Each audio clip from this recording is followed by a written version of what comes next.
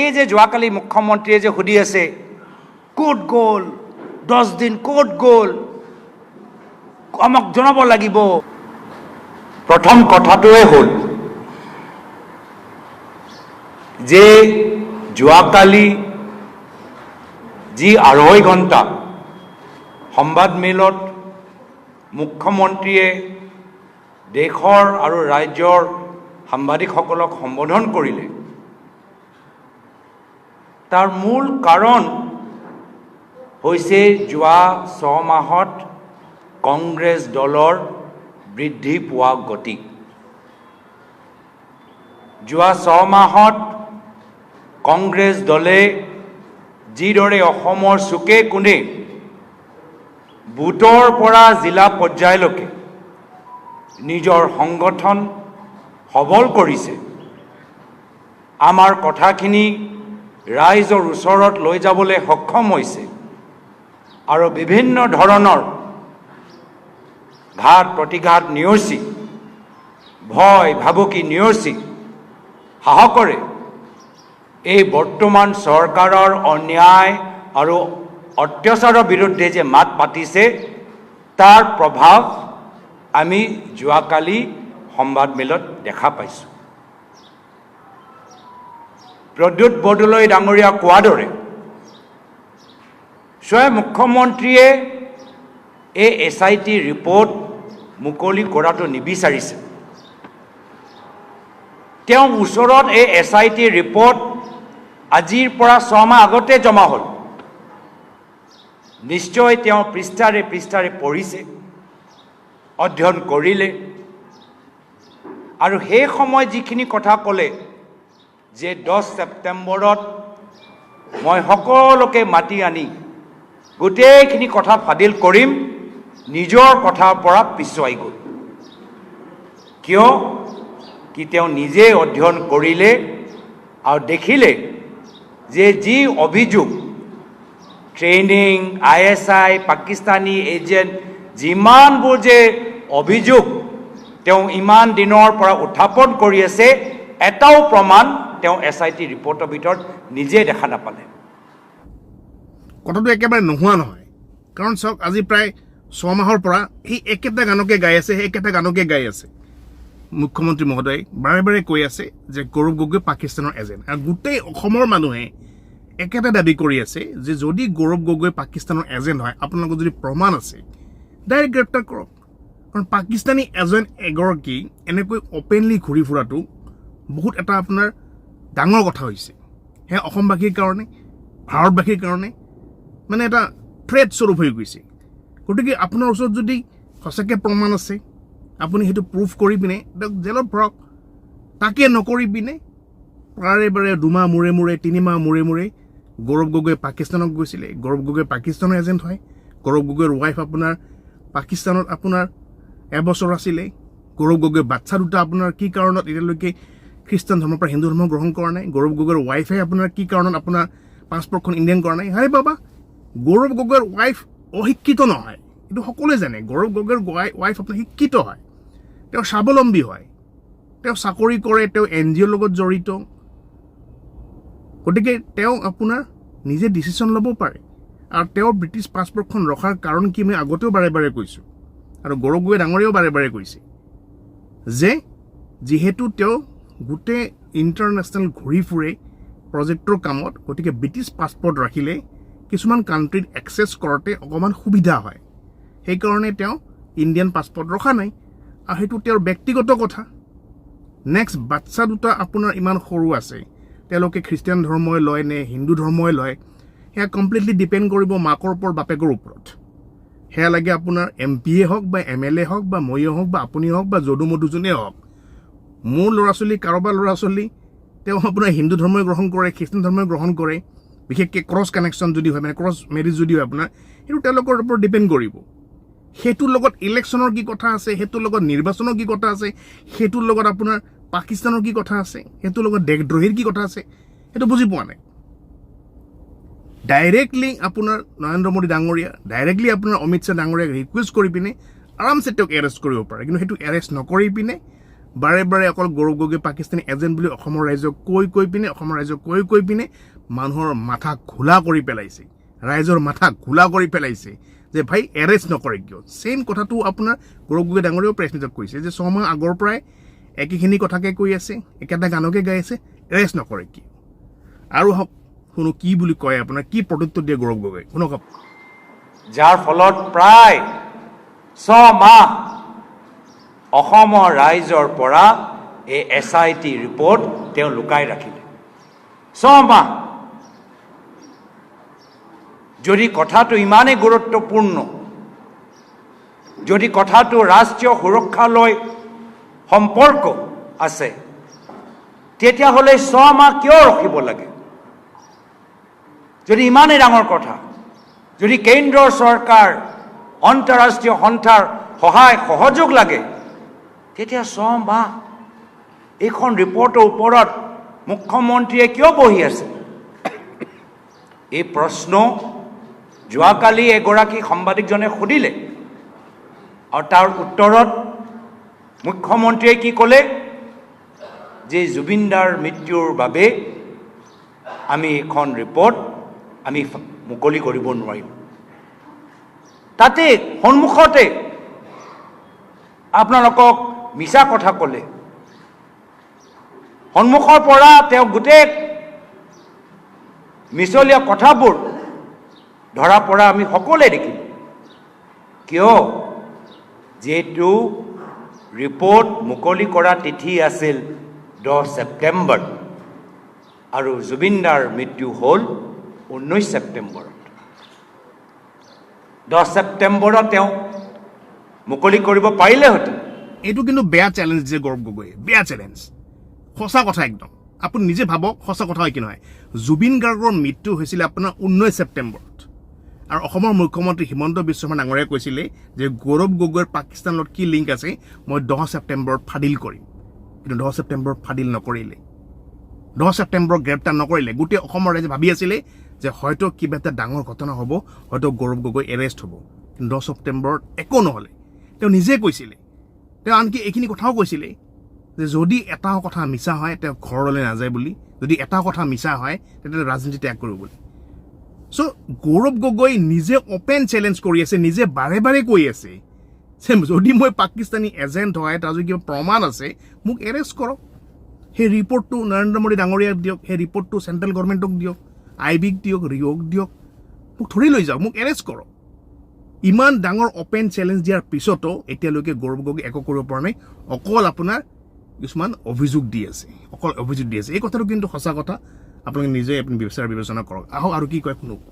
কেন্দ্ৰৰ চৰকাৰক ৰেফাৰ কৰিব পাৰিলেহেঁতেন, কিন্তু কিয় নকৰিলে? তাৰ কাৰণ হ'ল যে তেওঁ নিজে দেখিলে যে এটাও অভিযোগৰ প্ৰমাণ তেওঁলোকৰ ওচৰত নাই। আৰু প্ৰদ্যুৎ বৰদলৈ ডাঙৰীয়া কোৱাৰ দৰে তেওঁ ভাবিছিল যে মই একদম নিৰ্বাচনৰ শেষৰ ফালে এৰিম, নিৰ্বাচনৰ শেষৰ ফালে এৰিম আৰু এয়া বিষয় লৈ আমি অসমৰ জনসাধাৰণৰ মাজত লৈ যামগৈ। কিন্তু বাধ্য হ'ল, যি তিথি নিজৰ মনত ভাবি থৈছিল তাতকৈ আগত এই প্ৰেছ কনফাৰেন্স কৰিবলৈ বাধ্য হ'ল। কিয়?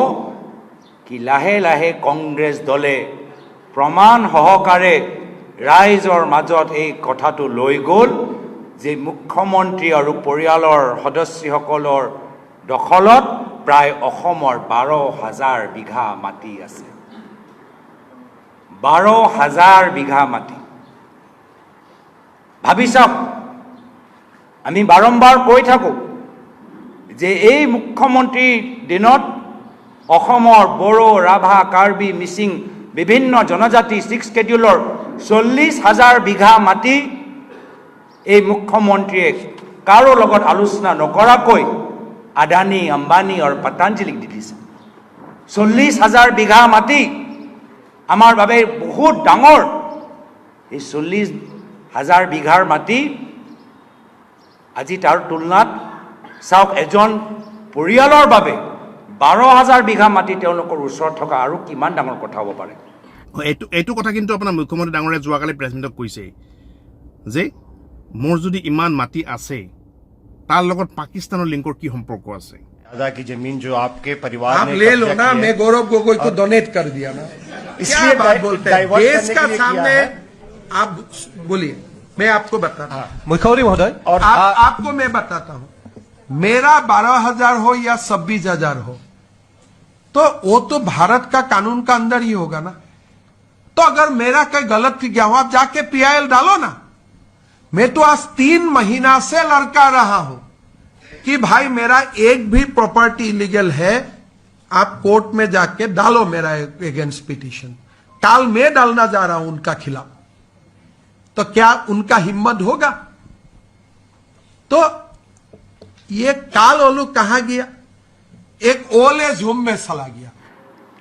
আৰু কিমান ডাঙৰ কথা হ'ব পাৰে আৰু এইখিনিয়ে যে সম্পূৰ্ণ কথা আমি নাজানো পৰৱৰ্তী দিনত আমি আৰু হু ইজ হিমন্ত বিশ্ব শৰ্মা কোন হয় হিমন্ত বিশ্ব শৰ্মা ৱেবছাইটৰ পৰা বহুতখিনি তথ্য আমি লাভ কৰিম কিন্তু ইতিমধ্যে আমি যে যোৱা ৩-৪ দিন সময় পৰিৱৰ্তনৰ যাত্ৰা আমি সম্পূৰ্ণ কৰিলোঁ তাৰ ভিতৰতে গুৱাহাটী কামৰূপ যদি নগাঁও যদি আমি য'ত য'ত গ'লোঁ তাৰে যদি আমি তথ্যবোৰ ওলাওঁ ইতিমধ্যে কংগ্ৰেছ দলে মুখ্যমন্ত্ৰীৰ পৰিয়ালৰ দখলত থকা ৪,০০০ বিঘা মাটি আমি ইতিমধ্যে ওলাবলৈ সক্ষম হৈছোঁ ৪,০০০ বিঘা মাটি তো এইখিনি কথা যে আমি কৈ আছোঁ এইখিনি কথা তল পেলাবলৈ ৰাইজৰ মনৰ পৰা আঁতৰাবলৈ বাধ্য হ'ল মুখ্যমন্ত্ৰী নিজৰ সংবাদমেল বা SIT ৰিপৰ্ট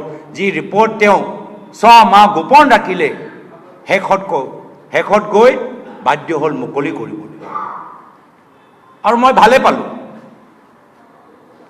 মই এই ছুপাৰ ফ্লপ চিনেমাৰ মুকলি হোৱাটো ভালে পালোঁ মইতো বহুত দিনৰ পৰাই বাট চাইছোঁ আৰু ইতিমধ্যে ৰকিবুল হুছেইন ডাঙৰীয়াই ক'লে যে কিয় আমি কোৰ্ট কেছ দিয়া নাই মুখ্যমন্ত্ৰী বাৰম্বাৰ কয় যদি সাহস আছে তেতিয়া কোৰ্ট কেছ দিয়ক আমি কিয় কোৰ্ট কেছ দিয়া নাই কি ৰকিবুল হুছেইন ডাঙৰীয়া কোৱাৰ দৰে আমি কোৰ্টে যদি ষ্টে দি দিয়ে কোৰ্টে যদি বাধা দি দিয়ে কোৰ্টে যদি SIT ওপৰত কিবা ৰিষ্ট্ৰিকশ্যন দি দিয়ে তেতিয়া তেওঁলোকে ক'ব যে আমি এই গুৰুত্বপূৰ্ণ ৰাষ্ট্ৰীয় সুৰক্ষা তদন্তৰ ওপৰত কংগ্ৰেছ দলে সহায় কৰিবলৈ বিচৰা নাই সমৰ্থন কৰিবলৈ বিচৰা নাই কিবা এটা লুকাই আছে তেনেকৈ ক'লেহেঁতেন এইটো কথা সঁচা কিন্তু এইটো কথা সঁচা আজিলৈকে কিন্তু আপোনাৰ গৌৰৱ গগৈয়ে কোৱা নাই যে মোৰ ওপৰত তদন্ত নকৰক বুলি বা SITকো কোৱা নাই যে আপোনালোকে মোৰ ঘৰত নাহিব বা তদন্ত নকৰিব বুলি তেওঁ আনকি অপেন চেলেঞ্জ দি কৈ আছে যে কৰক তদন্ত যিমান তদন্ত পাৰে কৰক SIT কিয় আৰু IB লগাই দিয়ক লগাই দিয়ক যিমান ইণ্টেলিজেঞ্চ সকলো লগাই দিয়ক এইটো কথা কৈ আছে বাৰে বাৰে আৰু সেইকাৰণে আমি প্ৰথম দিনৰ পৰাই কৈছোঁ যে SITক আমি কোনো ধৰণে আইনীভাৱে আমি বাধা নিদিওঁ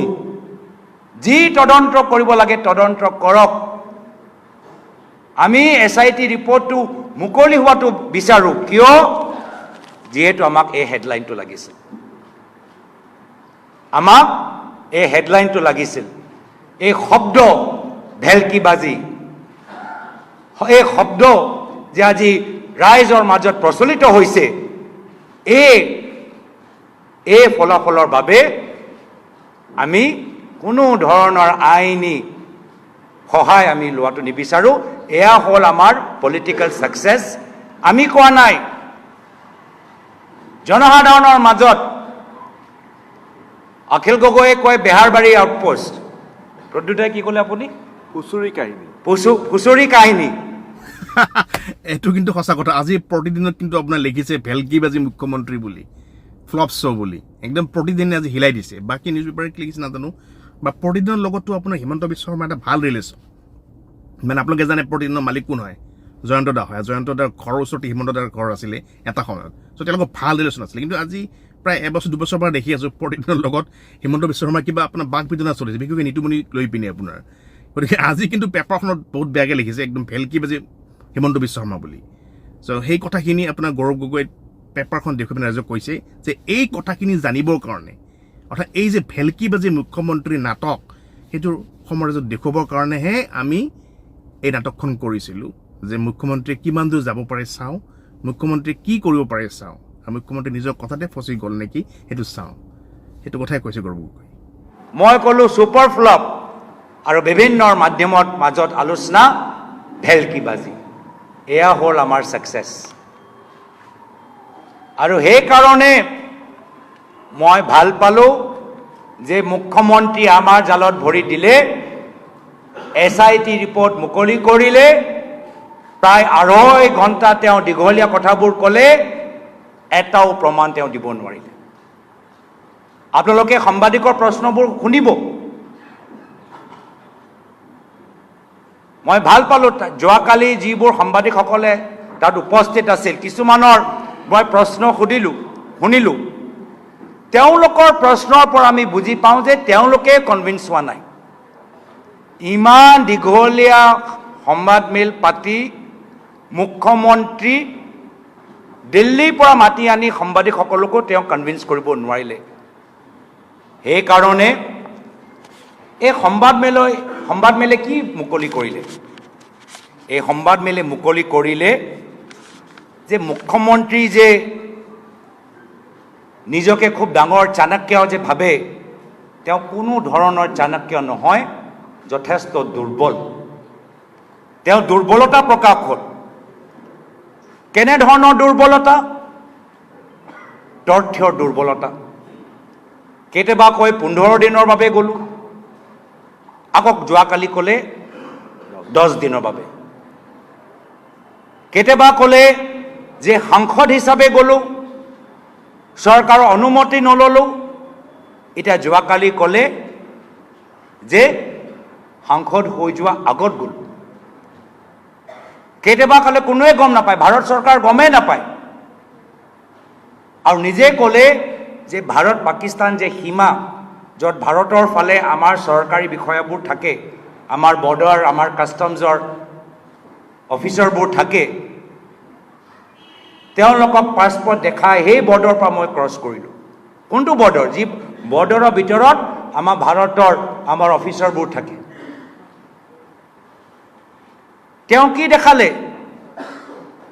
তেওঁ নিজৰ সাহসৰ দুৰ্বলতা দেখালে। ইমান তললৈ গ'ল যে মোৰ 5 বছৰীয়া 9 বছৰীয়া ল'ৰা ছোৱালী যি ডিটেইলছ আমি মুকলি কৰিব নোৱাৰোঁ, ৰাজহুৱা কৰিব নোৱাৰোঁ, সেইখিনি তেওঁলোকে যোৱাকালি সংবাদ মাধ্যমত মুকলি কৰিলে। মই বাৰম্বাৰ কৈছোঁ আৰু মই মুখ্যমন্ত্ৰীক সকীয়াই দিবলৈ বিচাৰিছোঁ, আপোনাৰো ল'ৰা ছোৱালীৰ কথা আমি জানো, আৰু সেইখিনি কথা মই ক'বলৈ বিচৰা নাই। সমগ্ৰ গুৱাহাটীৰ মানুহৰ মাজত আপোনালোকৰ ল'ৰা ছোৱালীৰ কি কেনেকৈ কি হৈছে কি হোৱা নাই সকলোৱে জানে। এইটো বেয়া কথা হৈছে। এইটো কথা মই আগৰ পৰাই কৈ আহিছোঁ যে নিৰ্বাচনী যুঁজ কৰি পিনে খেলখন জিকাৰ চেষ্টা কৰিব লাগে। যেনেকৈ আপোনাৰ যোৰহাটত গৌৰৱ গগৈ কিমান ডাউন পেলাবলৈ চেষ্টা কৰিছিলে MP ইলেকশ্যনৰ সময়ত। আপোনাৰ হিমন্ত বিশ্ব শৰ্মা ডাঙৰীয়াই গোটেই MLAক লগাই দিছিলে, বিভিন্ন ব্যক্তিক লগাই দিছিলে যে গৌৰৱ গগৈক ডাউন দিব লাগে, গৌৰৱ গগৈক হৰুৱাব লাগে। কিন্তু যোৰহাটৰ ৰাইজে আপোনাৰ গৌৰৱ গগৈক জিকালে। চ' সেইটোৱে মেইনলি ভয় খাইছে যে গৌৰৱ গগৈ যদি কংগ্ৰেছৰ আপোনাৰ সভাপতি হৈ থাকে, হয়তো কংগ্ৰেছ জিকি যাব পাৰে, হয়তো আমি হাৰি যাব পাৰোঁ। নহ'লে এনেকৈ বাৰে বাৰে কোনোবা ল'ৰা ছোৱালীৰ বিষয়ে কোৱাটো ঠিক হোৱা নাই। আপুনি গৌৰৱ গগৈৰ বিষয়ে বেয়াকৈ কওক, গৌৰৱ গগৈ এটেক কৰক, এইটো বেলেগ কথা। কিন্তু তেওঁৰ ঘৈণীয়েকৰ বিষয়ে, বাচ্ছা দুটাৰ বিষয়ে, বাচ্ছা দুটাৰ আপোনাৰ কি ধৰ্ম লৈছে, কি ধৰ্ম লোৱা নাই, দিছ ইজ ইলিগেল হয়। গৌৰৱ গগৈ নিজে কৈছে। আৰু গৌৰৱ গগৈ কৈছে যে তেওঁৰ হিমন্ত বিশ্ব শৰ্মা ডাঙৰীয়াৰো এজন ল'ৰা, এগৰাকী ছোৱালী আছে। তেওঁলোকৰ বিষয়েও গৌৰৱ গগৈ বহুত জানে, আনকি অসমৰ ৰাইজেও বহুত জানে যে তেওঁলোকে ক'ত কি কৰে, ক'ত কি নকৰে। কাৰণ লোভল সকলোৰে আছে, এনেকুৱা নহয় যে সকলোৱে আপোনাৰ ধোঁৱা তুলসীৰ পাত। নিশ্চয় হিমন্ত বিশ্ব শৰ্মা ডাঙৰীয়া ল'ৰা ছোৱালী দুজনৰ কিবা এটা থাকিব লাগিব লোভল, যেনেকৈ গৌৰৱ গগৈ জানে। গতিকে এটা ধমকি দিছে যে আপুনি বাৰে বাৰে যদি মোৰ ফেমিলিৰ বিষয়ে কৈ থাকে, বাৰে বাৰে যদি মোৰ ল'ৰা দুজনৰ বিষয়ে কৈ থাকে, মোৰ বাচ্ছাৰ বিষয়ে কৈ থাকে, ময়ো আপোনাৰ বাচ্ছাৰ বিষয়ে আপোনাৰ ফাদিল কৰি দিম। বাচ্ছা আপুনি কি কি কৰিছে, কি কি কৰা নাই, ক'ত গৈছিল, ক'ত যোৱা নাই, ক'ত গৈ কি কৰিছে, কি কৰা নাই। চ' এইটো লেতেৰা ৰাজনীতি হৈছে। ৰাজনীতি মানে কোনো মানে কোনো ডিচিপ্লিন নোহোৱা হৈ গৈছে আগতে আমি সৰুৰ পৰা ডাঙৰ হ'লোঁ কিন্তু এনেকুৱা ৰাজনীতি কেতিয়াও দেখা নাই গৌৰৱ গগৈ কি কাম কৰিছে কি কাম কৰা নাই সেইবিলাক সমালোচনা কৰক যে গৌৰৱ গগৈ যোৰহাটৰ MP হৈ পিনে যোৰহাটৰ দলং বনোৱা নাই গৌৰৱ গগৈ যোৰহাটৰ MP হৈ পিনে যোৰহাটৰ ৰাস্তা বনোৱা নাই যোৰহাটৰ মহিলাবিলাকক আঁচনি দিয়া নাই যোৰহাটৰ মানুহবিলাকক চাকৰি দিয়া নাই যোৰহাটত এইটো কৰা নাই সেইটো কৰা নাই তেনেকৈ সমালোচনা কৰক যে যোৰহাটত তেওঁ একোৱেই কৰা নাই গতিকে তেওঁক ভোট দিলে আপুনি আমাৰ বিজেপিক ভোট দিয়ক বা বিজেপিৰ এই সদস্যজনক ভোট দিয়ক তেওঁ আপোনাৰ বহুত কাম কৰিব বা বিজেপিয়ে যোৰহাটত আপোনাৰ ব্ৰিজ বনাই দিছে বিজেপিয়ে যোৰহাটত আপোনাৰ ৰাস্তা বনাই দিছে বিজেপিয়ে যোৰহাটত আপোনাৰ বহুতক চাকৰি দিছে মহিলাবিলাকক আপোনাৰ আঁচনি দিছে যোৰহাটৰ উন্নতি হৈ গৈছে যোৰহাট মাজুলী আপোনাৰ বহুত ব্যৱস্থা কৰি দিছে তেনেকৈ আপোনাৰ ৰাজনীতি আগৰ পৰা চলি আছিলে সৰুৰ পৰাই তেনেকৈ দেখি আছিলোঁ তেনেকৈ আপুনি সমালোচনা কৰি পিনে তেওঁক হৰুৱাবলৈ ডবল চেষ্টা কৰক তাকে নকৰি পিনে যদি এজন ৰাজনীতিবিদৰ ঘৈণীয়েকে কি কৰি আছে ঘৈণীয়েকে কি কৰা নাই ঘৈণীয়েকে ক'ত গৈছে ঘৈণীয়েকে ক'ত যোৱা নাই কি চাকৰি কৰিছে কি কৰা নাই বাচ্ছা দুটা কি হয় কি নহয় সেই বিষয়ে যদি সমালোচনা কৰা হয় আপুনি নিজে কওক সেয়া ৰাজনীতি জানো সেয়া ভাল কথা হৈছে জানো সেয়া আমাৰ শুনিবলৈ বেয়া লাগে যে চালা কি লেতেৰা ৰাজনীতি হেই মোক বাধ্য নকৰাব আইনীভাৱে আজি এই যে এক্ট জুভেনাইল জাষ্টিছৰ এক্টৰ যে ছেকশ্যন 74ৰ কথা ৰকিবুল হুছেইন ডাঙৰীয়াই উল্লেখ কৰিলে তাৰ ওপৰত নিশ্চয় আমি আইনীভাৱে কি কৰিব পাৰোঁ আমি আমাৰ দিল্লী লিগেল চেলৰ লগত আলোচনা কৰিম সঁচাকৈ বেয়া কথা হৈছিল বহুত দুখৰ কথা হৈছে এজন মানুহৰ কাৰণে মানে নিজৰ মানে কি ক'ম ক'বলৈ ভাষা নাই পৰিয়ালক এটেক কৰা বাচ্চাক এটেক কৰা এইটো সঁচাকৈ বহুত দুখৰ কথা এইটো মানে কি ক'ম আপোনালোকে নিজে ভাবক এজন মুখ্যমন্ত্ৰী এনেকুৱা ধৰণৰ ভাষা হ'ব পাৰে নে বা মুখ্যমন্ত্ৰী এনেকৈ এটেক কৰিব পাৰে নেকি বহুত মুখ্যমন্ত্ৰী দেখিছোঁ কিন্তু এনেকুৱাটো পাৰ্চনেল এটেক কৰা এজন ব্যক্তিক মই কেতিয়াও দেখা পোৱা নাই আপোনালোকে দেখিছোঁ নাজানো আৰু মোৰ এটা কথা সদায় মোক ঘৰত মোৰ মায়ে মোক কয় কি তোমাৰ দেউতাই বহুত কষ্ট কৰি অসমৰ জনসাধাৰণৰ মাজত এটা সুনাম সৃষ্টি কৰিছে তুমি ৰাজনীতিত সোমাবা তোমাৰ ওচৰত বিভিন্ন ধৰণৰ মানুহবোৰ আহিব বিভিন্ন ধৰণৰ কথাবোৰ তোমাক ক'ব বিভিন্ন ধৰণৰ বেয়া কথাও বেয়া পৰামৰ্শও দিব এজন মুখ্যমন্ত্ৰীৰ পুত্ৰ হিচাপে সদায় কেমেৰা চকু তোমাৰ ওপৰত থাকিব তুমি কেতিয়াও এনেকুৱা এটা কাম নকৰিবা যাৰ বাবে তোমাৰ পিতৃ লজ্জিত হ'ব পাৰে যাৰ বাবে তোমাৰ পিতৃৰ সুনাম সেই সুনাম ওপৰত দাগ লাগিব পাৰে আৰু সেই মোৰ মাৰ কৈ যোৱা কথা আজিও মই মনত ৰাখিছোঁ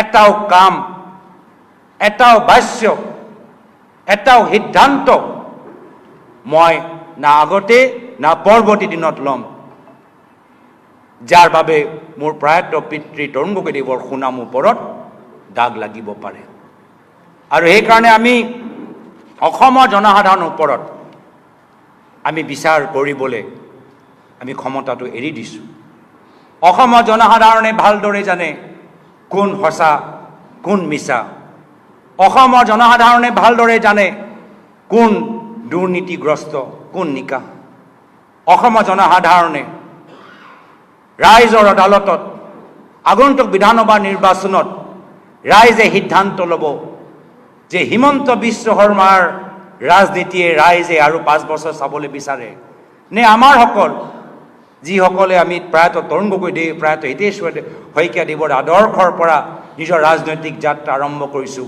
আৰু তেওঁলোকৰ আদৰ্শ তেওঁলোকৰ সেই আধৰুৱা সপোন আমি বাস্তৱ কৰিবলৈ বিচাৰোঁ সেই প্ৰায়ত হিতেশ্বৰ শইকীয়া প্ৰায়ত তৰুণ গগৈদেৱৰ ৰাজনীতি বিচাৰে ৰাইজে বিচাৰ কৰিব এইখিনি কথা মই আৰম্ভণিত ক'লোঁ নিশ্চয় আমাৰ সাংবাদিকসকলৰ ওচৰত কিছু প্ৰশ্ন আছে বেদব্ৰত বৰা ডাঙৰীয়া আপুনি এজনকৈ আপুনি নিজে যাৰ নাম ল'ব তেখেতৰ প্ৰশ্নটো আমি শুনিম আশা কৰোঁ সকলোৱে প্ৰশ্ন কৰিব পাৰিব এজন ব্যক্তিয়ে যে বাৰম্বাৰ প্ৰশ্ন 5 বাৰ প্ৰশ্ন বাকী কিজনে যে কৰিব নোৱাৰে তেনেকুৱা এটা পৰিস্থিতি যে নহয় তাৰ বাবে আমি বেদব্ৰত বৰাৰ ওপৰত এৰি দিছোঁ আৰু কিছুমান কথা আমি অপেনিং ৰিমাৰ্কছত ক'লোঁ কিছুমান 6টো আমি মাৰিলোৱে কিছুমান 6 এতিয়া কুৱেশ্যন আনচাৰ কাৰণে আমি এৰি থৈ গৈছোঁ ৰ'ব কথাখিনি ভাল লাগিলে কিন্তু তেওঁ এখন কথা ক'লে শেষত বক্তব্যটো সামৰণি মৰাৰ পিছত যে দেৱব্ৰত ডাঙৰীয়াই আপোনাৰ এজন এজনকৈ সাংবাদিকৰ নাম ক'ব আৰু সেই সাংবাদিকবোৰে আপোনাক কুৱেশ্যন কৰিব এই কথাটো কিন্তু আপোনাৰ পীযুষ হাজৰিকাই ধৰিছে যে যদি আপোনাৰ গোটেই সাংবাদিকক মাতিছে চ' নাম মাতি মাতি সাংবাদিকবিলাকক কিয় ক'ব প্ৰশ্ন সুধিবৰ কাৰণে যিকোনো সাংবাদিকে কিয় সুধিব নোৱাৰিব সেইটো এটা অকণমান হজম হোৱা নাই যি নহওক বাৰু এতিয়া বক্তব্যটো শেষ হ'ল এতিয়া সাংবাদিকবিলাকে কি কি প্ৰশ্ন সোধে আৰু সেই প্ৰশ্নৰ উত্তৰবোৰ তেওঁ কেনেকৈ দিয়ে এইটো আপুনি ভালকৈ মনোযোগেৰে শুনক में उन्होंने एक भी ऐसा प्रमाण नहीं दे पाए जो ये साबित कर सकता है कि मैं किसी दूसरे देश का एजेंट हूं। उन्होंने गोलमोल करके बातों को बताया। सबसे पहले ये एसआईटी रिपोर्ट उनके पास 6 महीने पहले ही था और वो इतने समय पिछले साल लगभग कहते रहे कि 10 सितंबर को वो सारा रिपोर्ट देश के सामने रखेंगे और केंद्र सरकार को वो अपने रिकमेंडेशन भेजेंगे। तो अगर मामला राष्ट्रीय सुरक्षा का है तो हमारा सबसे पहला सवाल यह है कि मुख्यमंत्री पिछले 6 महीने से इस रिपोर्ट पर क्यों चुप थे। सितंबर में ही जब रिपोर्ट उनके पास आ गया था तभी इस रिपोर्ट का पर्दाफाश मीडिया के सामने क्यों नहीं किया, केंद्र सरकार को रिकमेंडेशंस क्यों नहीं दी। इसका वजह सिर्फ यह है कि उन्होंने खुद उस रिपोर्ट को पढ़ा और देखा कि उनके द्वारा गठित एसआईटी ने इतने महीनों के बाद भी कोई एक प्रमाण लाने में, कोई एक सबूत लाने में सफल नहीं हुए। पहले वो कहते थे कि 15 दिन के लिए हम पाकिस्तान गए, कल कहा 10 दिन। पहले तो ऐसे कहते थे कि हाल ही में पाकिस्तान गया और कल पता चला कि ये हाल की बात नहीं कर रहे, आज से लगभग कितना 2013 14 कितना होगा 12 साल पहले की बात कर रहे हैं। पहले कहा कि सांसद होने के नाते आपको तो अनुमति लेना चाहिए था जाने से पहले। अब कहा कि नहीं, सांसद जब नहीं थे तब वो गए। पहले कहा किसी को इंतला न करके वो पाकिस्तान चले गए। अब कहा कि अटारी वाघा पर जो हमारी जो लैंड बॉर्डर पॉइंट है, जहां पर इस तरफ सरकार के अफसर बैठे रहते हैं, उनको पूरा सर्टिफिकेट देखे, उस प्रक्रिया से, कानूनी प्रक्रिया से हम पार हुए। अब आते हैं उनके एक मूल सवाल पर जिसका उजागर आपने कहा। वो कहते हैं कि असम का एमपी देश के सदन में देश के सीमा को लेकर सवाल क्यों उठा रहा है। और मेरा सवाल यह है, क्यों ना उठाए? क्या असम का एमपी क्या देश के बारे में नहीं सोच सकता? क्या असम का एमपी अंतर्राष्ट्रीय मामले पर भारत की क्या विदेश नीति होनी चाहिए, क्या इस पर हमारा विचार नहीं हो सकता? क्या हम असम के एमपी, क्या हम देश के राजनीति के बारे में, देश की सुरक्षा के बारे में हमारे पास कोई जानकारी नहीं, कोई ज्ञान नहीं कि हम सवाल ना पूछे? ये उनकी और उनके बीजेपी के सांसदों की मानसिकता हो सकती है, लेकिन हमारा कर्तव्य है, जो मैंने पहले भी कहा कि आज से बहुत साल पहले जब एक तेजपुर यूनिवर्सिटी के छात्र ने मुझसे पूछा कि आप सांसद क्यों बनना चाहते हैं, तो मैंने कहा कि इस सांसद बनने के पीछे मेरे 3 कारण हैं कि पहले मैं सदन के अंदर अपने देश की आवाज उठाऊंगा, दूसरा मैं अपने असम प्रदेश की आवाज उठाऊंगा, तीसरा, जिन लोगों ने मुझे चुना मैं उनकी आवाज उठाऊंगा। और ये भी हो सकता है, मैं चाहूंगा कि वो थोड़ा पढ़ ले कि जो सवाल का जिक्र वो कर रहे हैं वो सवाल दूसरे दलों के सांसदों ने भी उठाया है। एनसीपी पार्टी के एक सांसद ने भी वो सवाल उठाया है। सिर्फ अकेला कांग्रेस का सांसद नहीं, एक एनसीपी के सांसद ने भी यह सवाल उठाया है और वो शायद वो एनसीपी का सांसद आज बीजेपी में शामिल हो गया है। तो ये जानना चाहिए। और कुछ मैं उनको जानकारी दे देता हूं कि अगर लोकसभा सेक्रेटेरिएट को ऐसा लगता है कि ये जो सवाल है नाजायज है, ये जो सवाल है इसकी खुलासा हम सदन के अंदर नहीं कर सकते, तो पूरे प्रश्नों को ही रद्द कर देते हैं।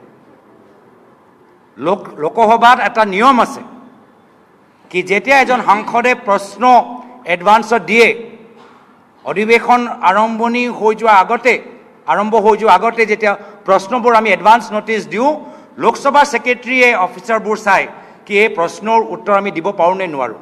আৰু যদি কিবা কাৰণত এই প্ৰশ্নৰ উত্তৰ ৰাজ্যৰ দেশৰ সুৰক্ষাৰ ক্ষেত্ৰত আমাক হলটেকত পেলাব পাৰে, তেতিয়া লোকসভা সেক্ৰেটাৰীয়েটে নিজে ডিসাইড কৰে কি এইটো প্ৰশ্নৰ আমি কেনসেল কৰিছোঁ, উইথড্ৰ কৰিছোঁ। কিয় আজি আপুনি বাতৰিত দেখা পোৱা নাই? প্ৰধানমন্ত্ৰীৰ কাৰ্যালয়ৰ পৰা কি নিৰ্দেশ গৈছে যে কোনো ধৰণৰ প্ৰশ্ন PM কেৰ ওপৰত সুধিব নোৱাৰে। কৈছে নে নাই কোৱা? কৈছে। আৰু সেইকাৰণে যদিহে আমি এই প্ৰশ্ন সুধিছোঁ, যদিহে চৰকাৰৰ পৰা সেই প্ৰশ্ন উত্তৰ আহিছে, তাৰ মানে কেন্দ্ৰ চৰকাৰ আৰু লোকসভা সেক্ৰেটাৰিয়েটে নিজে সিদ্ধান্ত লৈছে এই যে প্ৰশ্ন শুদ্ধ প্ৰশ্ন, ইয়াৰ উত্তৰ দিব লাগে। যদি ইমানে এই প্ৰশ্ন দেশৰ সুৰক্ষা লৈ সম্পৰ্ক আছে, তেতিয়াতো কেন্দ্ৰ চৰকাৰ ইয়াৰ উত্তৰ কিয় দিলে? তো সেইকাৰণে মুখ্যমন্ত্ৰীয়ে ভাবে যে অসমৰ ৰাইজে একো নাজানে। মুখ্যমন্त्री समझते हैं कि असम के लोगों को सदन की प्रक्रिया, सदन के नियमों के बारे में कुछ नहीं पता, कि असम के सांसद देश के बारे में सवाल ना उठाए, ये उनकी व्यक्तिगत मानसिक सोच है। लेकिन आज हमारे असम के लोग, असम की बात हो या अंतर्राष्ट्रीय बात हो, सब पर अपनी विचार सदन में अंदर रखने का पूरा अधिकार उनका है और उनके अधिकार का मैं समर्थन करता हूं। Let him choose. Let him. No, he decide. Yesterday, the Chief Minister presented us some documents where it is clearly indicated that you indeed made a visit to Pakistan. Can you kindly give us a detailed account of the motive behind your visit and where were you in those 10 days in Pakistan?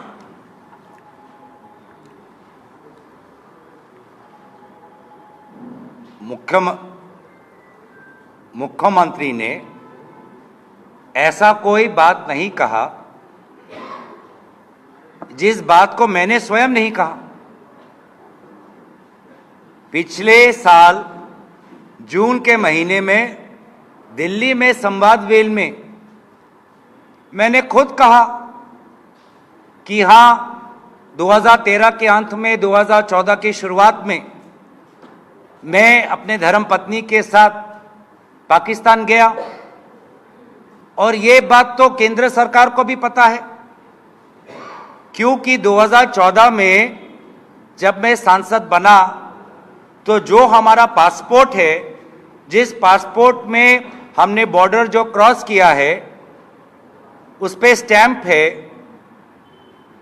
Pakistan K home department का stamp है, वो passport हमने केंद्र सरकार, मोदी सरकार को जमा कर दिया और मोदी सरकार से हमने नया डिप्लोमेटिक पासपोर्ट ले लिया।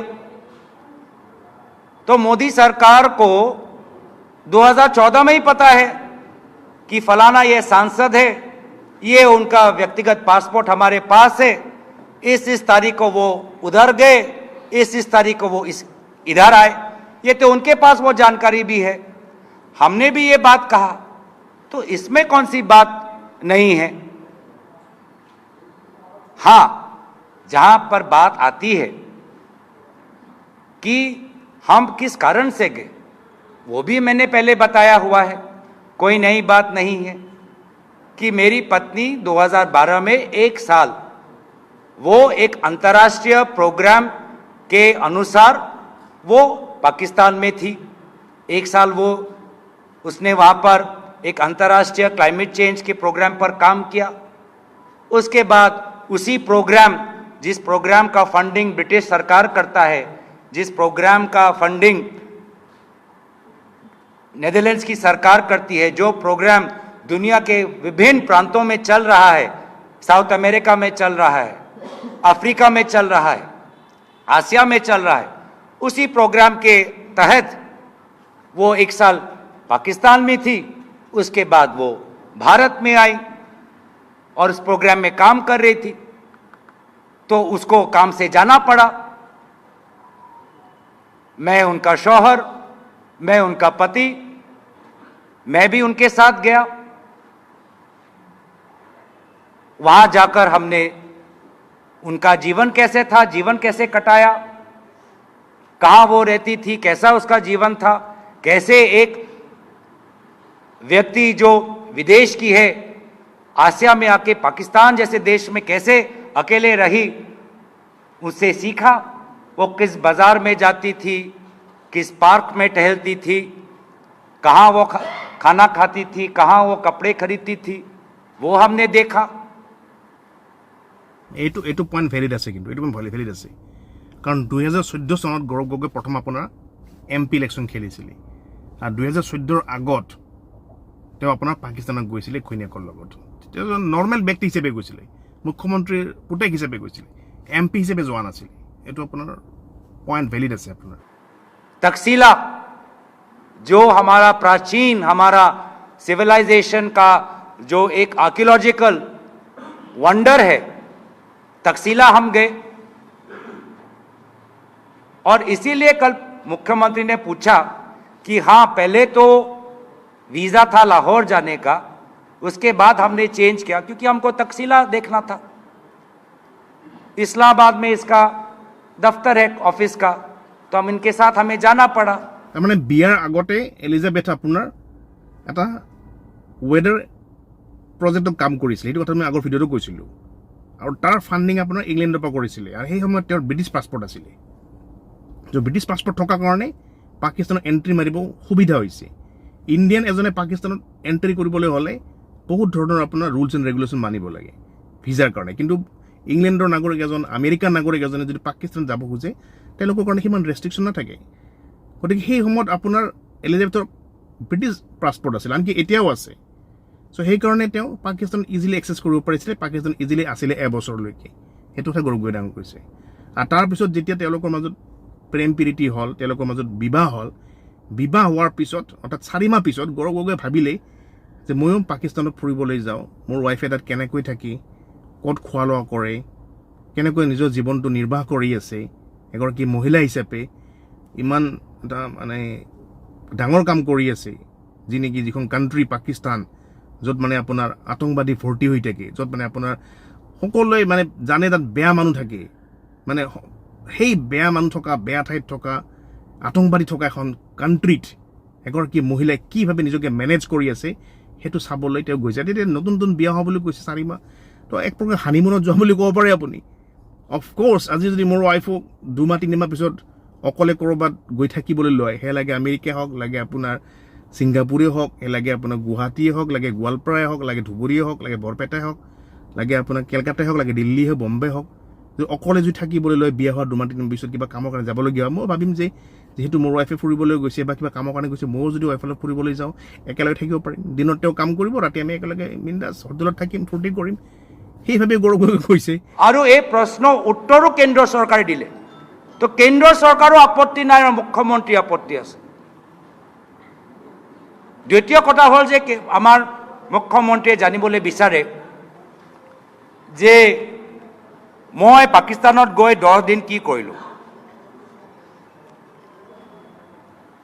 মইতো এইখিনি কথা আগতেও কৈছোঁ কি মোৰ পৰিবাৰে প্ৰায় 1 বছৰ পাকিস্তানত কাম কৰিলে, আমাৰ নতুন নতুন বিয়া হ'ল, কামত তেওঁ পাকিস্তান গ'ল।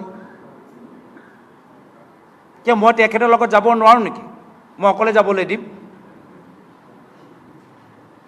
মই অকলে যাবলৈ দিম। মই তেখেতৰ লগত গৈছোঁ চাবলৈ, কেনেদৰে আছিলা, ক'ত গৈছিলা, কেনেদৰে থাকিলা।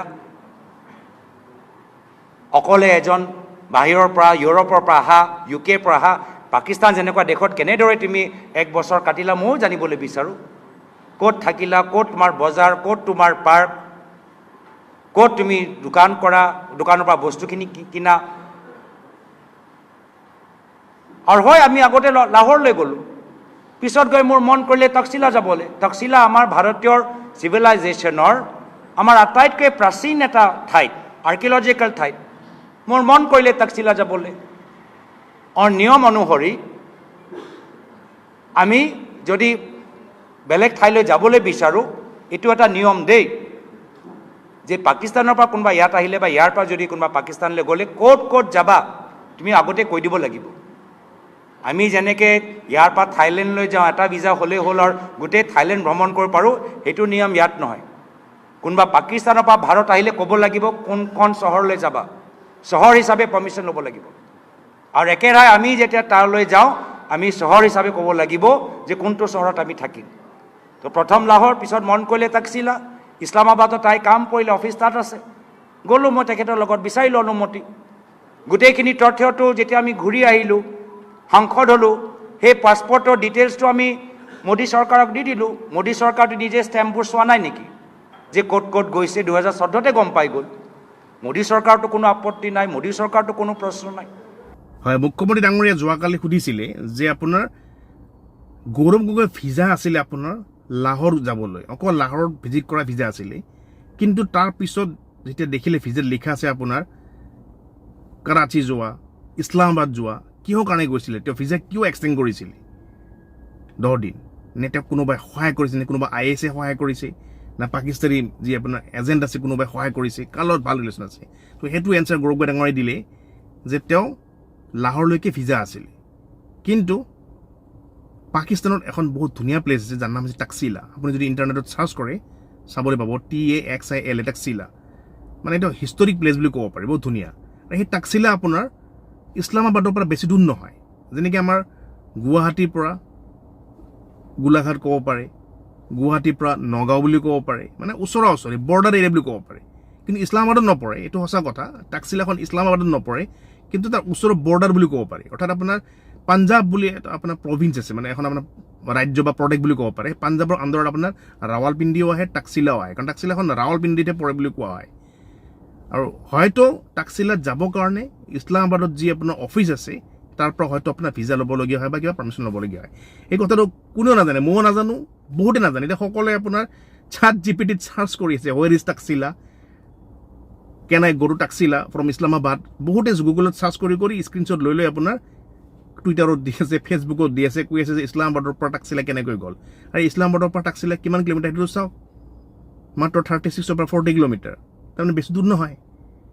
ৰাৱালপিণ্ডিত যদিও পৰে আপোনাৰ তক্ষশিলাখন, কিন্তু আপোনাৰ বেছি দূৰ নহয়, যেনেকৈ আমাৰ গুৱাহাটীৰ পৰা নগাঁও আপোনাৰ সেনেকুৱা ধৰণৰ। চ' হয়তো আপোনাৰ ইছলামাবাদত কিবা অফিচ আছিলে, হয়তো তাতে কিবা ভিজা এপ্লাই কৰিব হৈছে, মই নাজানো। এইটো গৌৰৱ গগৈ সঁচাই কৈছে মিছা হৈছে, এইটো গৌৰৱ গগৈও জানিব, বা আপোনাৰ BJP যিবিলাক ব্যক্তি আপোনাৰ কৈ আছে সিহঁতেও ভালকৈ নাজানে, কোনেও নাজানে। একমাত্ৰ পাকিস্তানত কোনোবা যদি বসবাস কৰি আছে তেওঁলোকে জানিব। তাকো আপোনাৰ এয়া কথা হৈছে আপোনাৰ 12 বছৰ আগত। এতিয়া বৰ্তমান বহুত ৰুল চেঞ্জ হৈছে। এতিয়া যদি আপুনি ChatGPTত চাৰ্চ কৰে দেখিবলৈ পাব যে আপুনি যিকোনো অচিনাকি ব্যক্তি পাকিস্তানত যদি ভিজা লৈ পিনে যায় আৰু এখন ঠাইৰ পৰা এখন ঠাইলৈ যায়, তেওঁ আপোনাৰ স্পেচিয়েল পাৰ্মিশ্যন ল'ব লাগে। সেয়া আপোনাৰ গুগলত দেখুৱাই আছে বা ChatGPTত দেখুৱাই আছে, ঠিক আছে। কিন্তু সেই 12 বছৰ আগত কেনেকুৱা নিয়ম আছিলে সেইটোতো আৰু কেনেকৈ আপুনি গম পাব? সেইটো গৌৰৱ গগৈয়ে গম পাব। গতিকে কিমান দূৰ সঁচা কিমান দূৰ মিছা ইয়াত জানিব পৰা নাযায়। গতিকে মুঠতে তেওঁ কোৱা মতে তেওঁ সেইকাৰণে ভিজা এক্সটেণ্ড কৰিছিলে যে তক্ষশিলা নামৰ ঠাই এখনত গৈছিলে, যিখন আপোনাৰ ইছলামাবাদৰ পৰা ওচৰৰ ঠাই। আৰু ইছলামাবাদত সেইকাৰণে তেওঁ গৈ পিনে ভিজা এপ্লাই কৰিছিলে বা সেইখন ঠাইত যোৱাৰ কাৰণে অনুমতি লৈছিলে, এইটো কথা। বাকী কি কৈ চাওঁ। আৰু এটা কথা, এই যে যোৱাকালি মুখ্যমন্ত্ৰীয়ে যে সুধি আছে ক'ত গ'ল, 10 দিন ক'ত গ'ল, আমাক জনাব লাগিব। আপুনি বুজি পাওক কিমান চিৰিয়াছ SIT-য়ে এবাৰো মোৰ ওচৰত আহি এই প্ৰশ্নটো নুসুধিলে। SITয়ে মুখ্যমন্ত্ৰীৰ মূল প্ৰশ্ন, বিজেপি দলৰ মূল প্ৰশ্ন, ক'ত গ'ল এই 10 দিন ক'ত গ'ল? SITয়ে মোৰ ওচৰত আহি সেই প্ৰশ্নটো মোক নুসুধিলে। মইতো জবাব দিবলৈ ৰেডি আছিলোঁ। এই প্ৰশ্নটো SIT মোৰ ওচৰত আহি নুসুধিলে কিয়? ये जो 10 दिन कहाँ गए, क्या किया, किससे मिले, ये एक बार भी मुख्यमंत्री का SIT हमारे पास आके हमसे वो सवाल क्यों नहीं पूछा? क्योंकि आज जो मैंने ये बातें की रिपोर्ट में डालना पड़ेगा। फिर तो पूरा इनका जैसे कहा जो सिनेमा है वो तो सिनेमा का एंटी क्लाइमैक्स वही हो जाएगा। एबारो যদি ইমানে গুৰুত্বপূৰ্ণ প্ৰশ্ন SITয়ে সেই একে প্ৰশ্নবোৰ মোৰ ওচৰত আহি নুসুধিলে কিয় নুসুধিলে? মইতো কৈছিলোঁ যদি SIT বিচাৰে মই নিজে তেওঁলোকৰ খোজকাঢ়ি তেওঁলোকৰ কাৰ্যালয়লৈ যাম। SIT एक बार भी हमारे पास नहीं आया, जबकि हम कितने बार बोला कि हम SIT को कोई बाधा नहीं देंगे, कोई कानूनी बाधा नहीं देंगे, कोई कोर्ट में नहीं जाएंगे, संपूर्ण हम सहायता SIT को करेंगे। एक बार भी SIT हमसे आके हमको ये नहीं पूछा कि 10 दिन आप वहां पे क्या करें। तो मैं निज परिवार लगत गलो, आईनी प्रक्रिया जड़ित गलो। एटा आमिও সুধিবলৈ বিচাৰো যদি এটো নিয়ম মুখ্যমন্ত্ৰীও কৈ দিয়ক যে জুবিনদাৰ মৃত্যুৰ পিছত সিঙ্গাপুৰত কোন কোন আছিল, এইখিনি কথা কক। বহুতৰ অভিযোগ যে সিঙ্গাপুৰত জুবিনদাৰ মৃত্যুৰ পিছত 3 দিন সেই চৰকাৰী অনুষ্ঠান চলি থাকিলে, কোনোবা তেখেতৰ ঘনিষ্ঠ আছিল, এইখিনি কথা কৈ দিয়ক। আৰু এইখিনিও কথা কৈ দিয়ক যে মই যে কৈ থাকোঁ যে মুখ্যমন্ত্ৰীয়ে বাংলাদেশ গৈ খুব ভাল পায়, বহুত বাৰ বাংলাদেশ গৈছে, মইতো এবাৰেই গৈছোঁ, 10 বাৰ তেওঁ বাংলাদেশ গৈছে। মোৰ ওচৰত এটা ফটো পৰিছে, मेरे पास एक फोटो आया है, आप मीडिया के दोस्तों कृपया जूम कर लेना। कृपया मुख्यमंत्री बताएं कि ये फोटो कब लिया और इस फोटो के पीछे क्या बातचीत हुई। और ये फोटो है ये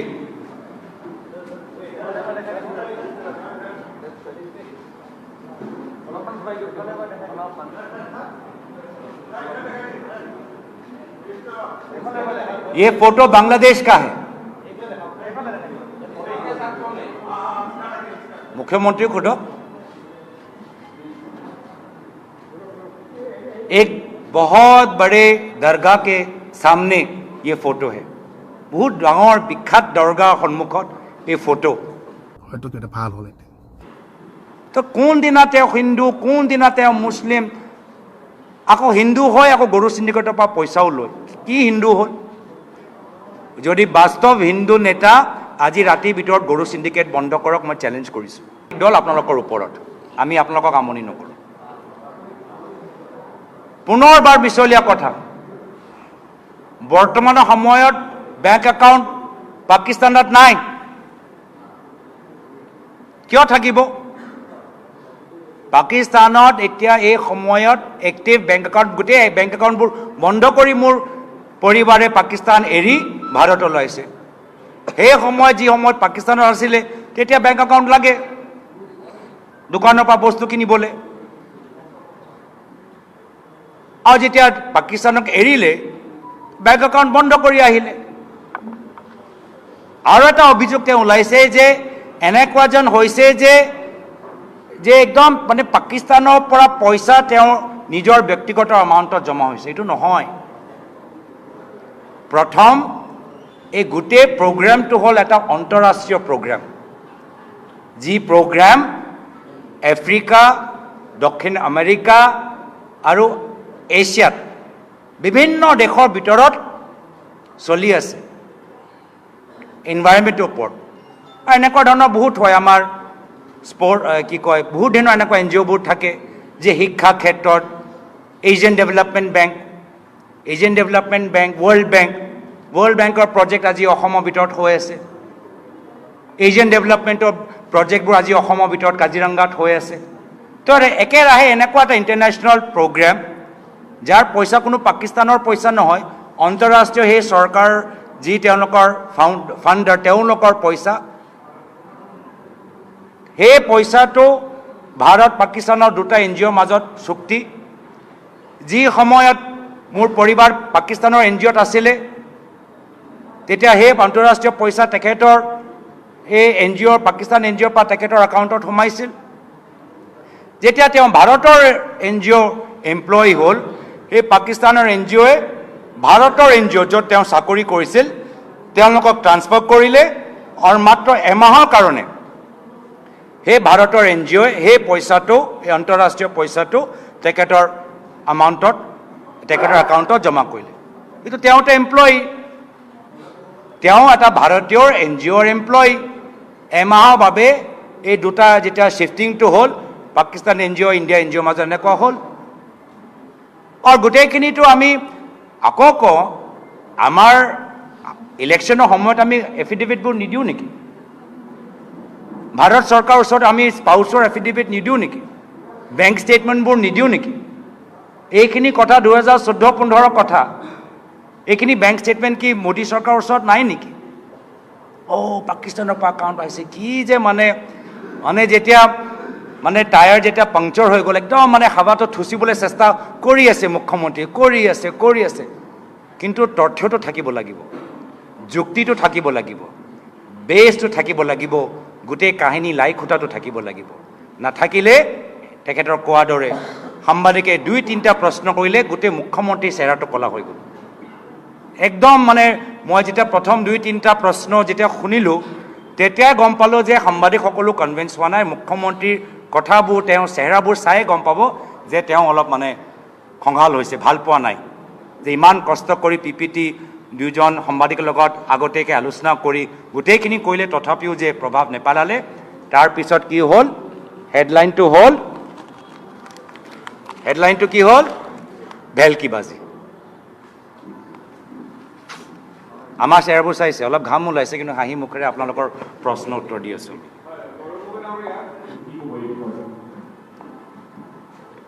প্ৰথমটো হ'ল, আজি মিডিয়া বাতৰিত এটা সেই SIT ৰিপৰ্টৰ এটা পৃষ্ঠা ফাদিল হৈছে, য'ত কোৱা গৈছে যে মোৰ পৰিবাৰে নিজৰ কামৰ ক্ষেত্ৰত এটা গোপন IB ৰিপৰ্ট ইমেইল যোগেদি, অফিচৰ ইমেইল যোগেদি পঠাইছে। আপোনালোকে চাব সেই ৰিপৰ্টটো, তাৰ ৰিপৰ্টৰ উল্লেখ সাংবাদিকসকলে সংবাদ জগতত নিজে প্ৰচলিত।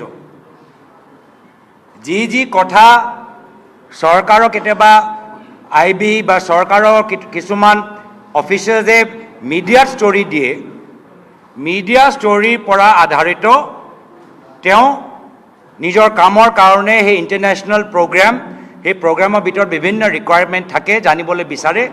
তোমালোকে প্ৰেছ ৰিলিজবোৰ চাই দেশৰ কি চৰকাৰৰ পৰা কি তেওঁলোকৰ ৰায়, চৰকাৰে বিভিন্ন বিষয়ৰ ওপৰত কি ৰায় প্ৰকাশ কৰিছে, মিডিয়াত কি প্ৰকাশ কৰিছে, মিডিয়া প্ৰকাশ কৰা ৰায়বোৰহে মোৰ পৰিবাৰে তাত দিছে। এতিয়া যি পৃষ্ঠা মই চালোঁ, সেই পৃষ্ঠাটো ইণ্ডিয়ান এক্সপ্ৰেছৰ এটা ষ্টৰিতে সেই কথাটো উল্লেখিত। ইণ্ডিয়ান এক্সপ্ৰেছৰ আধাৰিত ভিতৰতে এই কথাবোৰ উল্লেখিত। তো যি প্ৰেছৰ ভিতৰত প্ৰকাশিত কথাবোৰ আছে, বাতৰিবোৰ আছে, য'ত চৰকাৰে নিজৰ ৰায় স্পষ্টীকৰণ দিয়ে, নিজৰ স্থিতি স্পষ্টীকৰণ দিয়ে, কেতিয়াবা চৰকাৰে অফিচিয়েলি অনঅফিচিয়েলি কোড দিয়ে, সেইখিনি ভিত্তিতে এইখিনি তেওঁলোকে বিভিন্ন কামৰ ৰিকুৱাৰমেণ্টৰ বাবে নিজৰ এনালিচিছবোৰ দিয়েগৈ। তো এই পাকিস্তানলৈ ভাৰতীয় মানুহ নাযায় নেকি? এতিয়া মই আপোনাক তৰ্ক বিতৰ্ক কৰা নাই, মই আপোনাৰ প্ৰশ্নৰ উত্তৰটো দি আছোঁ, আৰু উত্তৰটো মোক সম্পূৰ্ণ কৰিবলৈ দিয়ক। তাৰপিছত যদি কিবা প্ৰশ্ন থাকে মোৰ আপত্তি নাই। প্ৰত্যেক বছৰ পাকিস্তানলৈ মানুহবোৰ যায়, খেলুৱৈবোৰ যায়, নাগৰিকবোৰ যায়, ধৰ্মীয় অনুষ্ঠানলৈ যাবলৈ, শিখ অনুষ্ঠানলৈ যাবলৈ যায়, ৰিচাৰ্চ কৰিবলৈ যায়, মিটিং কৰিবলৈ যায়। তেওঁলোকে কেনেকৈ যায়? তেওঁলোকে যিদৰে ভাৰতৰ পৰা প্ৰত্যেক বছৰ প্ৰত্যেক মাহ মানুহবোৰে ফ্লাইট যোগেদি যায়, সেই সময়ত 2013-14 চনত যেনেকৈ বেপাৰীসকল যায়, এক্সপৰ্টৰবোৰ যায়, ট্ৰেড যায়, গুডছবোৰ যায়, যি নিয়ম সাধাৰণ ভাৰতীয় নাগৰিকে পালন কৰি যায়, সেই একে নিয়ম পালন কৰি ময়ো গৈছোঁ। আৰু নিয়ম মতে মই আগতেও কৈছোঁ যে তাত গ'লে কোনটো চহৰত যাব তাৰ অনুমতি ল'ব লাগে। আৰু নিশ্চয় আমাৰ এনেকুৱা এটা নিয়ম যে ইয়াৰ পৰা তাত গ'লে তাৰ পৰা ইয়াত আহিলে হোম ডিপাৰ্টমেণ্টৰ ক্লিয়াৰেন্স লাগিব, হোম ডিপাৰ্টমেণ্টক জনাব লাগিব। হোম ডিপাৰ্টমেণ্টৰ ক্লিয়াৰেন্স নোহোৱাকৈ আমি তাত যাব নোৱাৰোঁ, তাত আমি আহিব নোৱাৰোঁ। এতিয়া আমি অনুমতি বিচাৰিছোঁ, ক্লিয়াৰেন্স বিচাৰিছোঁ, এইটো ইনভিটেশ্যন কেনেকৈ হ'ল? মুখ্যমন্ত্ৰী শব্দবোৰ চাব দেই। মুখ্যমন্ত্ৰীয়ে কৈছে যে মই পাকিস্তানৰ ইণ্টেৰিয়ৰ গৃহ বিভাগৰ নিমন্ত্ৰণত গৈছোঁ।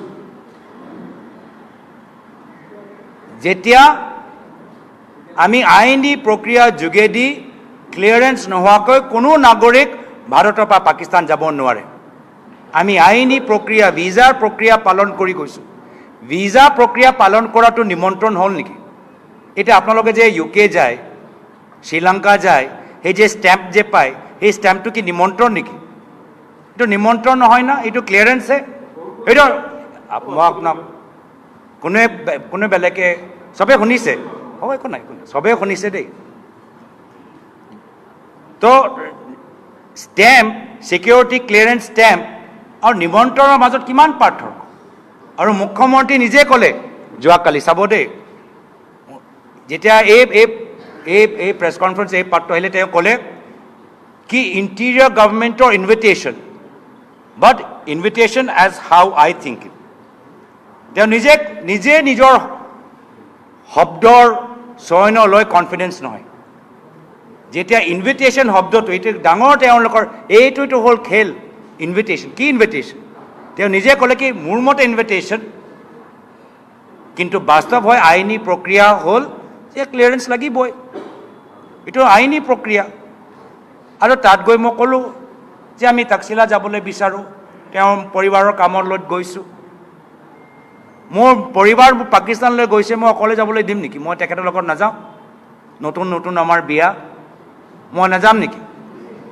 অক্টোবৰত বিয়া হ'ল, গৈছে জানুৱাৰীত, মই অকলে যাবলৈ দিম নেকি? তো মই গৈ আহিলোঁ তেখেতৰ লগত। এইটোৱে তেওঁৰ কি ধুৰন্ধৰ কাহিনী বনাই দিলে নেকি? এইটোৱে ধুৰন্ধৰ হৈ গ'ল নেকি? মই নিজৰ নতুন মানে মোৰ লগত বিয়া হ'ল, পাকিস্তান গৈছে, মই গৈ আহিলোঁ, এইটোৱে ধুৰন্ধৰ। সেইকাৰণে মুখ্যমন্ত্ৰী মহোদয় অসমৰ ৰাইজক সন্মান কৰক, অভদ্ৰ যুক্তিহীন কথাবোৰ কোৱা বন্ধ কৰক, ৰাইজৰ বিবেকটো সন্মান কৰক। বহুত গুৰুত্বপূৰ্ণ সমস্যা আছে, 6টা জনগোষ্ঠী জনজাতিকৰণৰ সমস্যা আছে, সেইখিনি দাবী পূৰণ কৰক। বাগানৰ শ্ৰমিকসকলৰ ভূমিপট্টা দিয়া আছিল, আজিলৈকে কিমান বাগানৰ শ্ৰমিকসকলক ভূমিপট্টা দিলে তাৰ হিচাপ দিয়ক। 12,000 বিঘা মাটি কেনেদৰে আপোনালোকে মালিক হ'ল তাৰ হিচাপ দিয়ক। ল'ৰা ছোৱালীৰ মাজত আজি ড্ৰাগছ কিয় ডাঙৰ এটা সমস্যা হৈছে তাৰ হিচাপ দিয়ক। চৰকাৰী স্কুল বন্ধ কৰি মদৰ দোকান কিয় খুলিছে তাৰ হিচাপ দিয়ক। আজি ৰাজনৈতিক দুৰ্বল হৈ আজি আপোনালোকে এটা বিশেষ সমাজৰ বিৰুদ্ধে হিংসাত্মক কথাবোৰ কৈছে তাৰ হিচাপ দিয়ক। সময় মূল্যৱান, সময় নষ্ট নকৰিব। আৰু ৰাইজে গম পাই গৈছে সময় পৰিৱৰ্তন।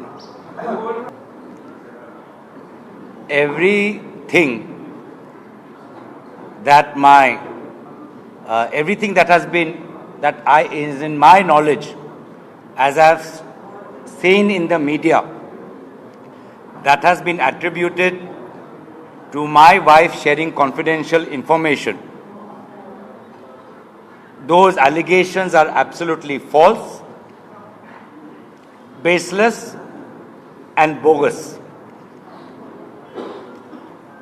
Reports that were attributed to my wife as shared in media only reveal information that has already been circulated in press and that was the domain of my wife's work, which is to read into public information,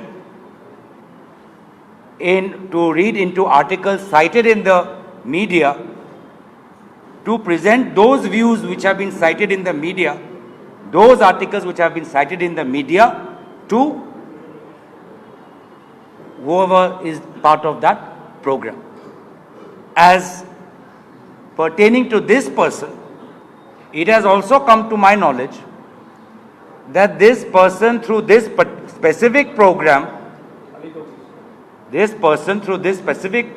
CDKN, has worked in Gujarat when Narendra Modi ji was the chief minister. Now I also want to know, has the SIT interviewed those people in the government of Shri Narendra Modi ji when he was chief minister as to where they have met him or not met him? What has come in media information that the British High Commission also has met with this person. So has the SIT met them also? And all these questions that you are asking, can you imagine? The SIT has never once approached me and asked me these questions. Such important questions that Chief Minister was raising, his own constituted SIT did not deem it important to come to me and ask me those questions. I would have happily answered those questions. I have gone only because I have married my wife 3 months before. She is going to Pakistan. I felt it is my duty as a husband to accompany her. But it is also being said that you amended the visa when you were in Pakistan, which is regularly not possible for any Indian citizen to get the visa amended when you were in Pakistan. Hey, what is visa amendment?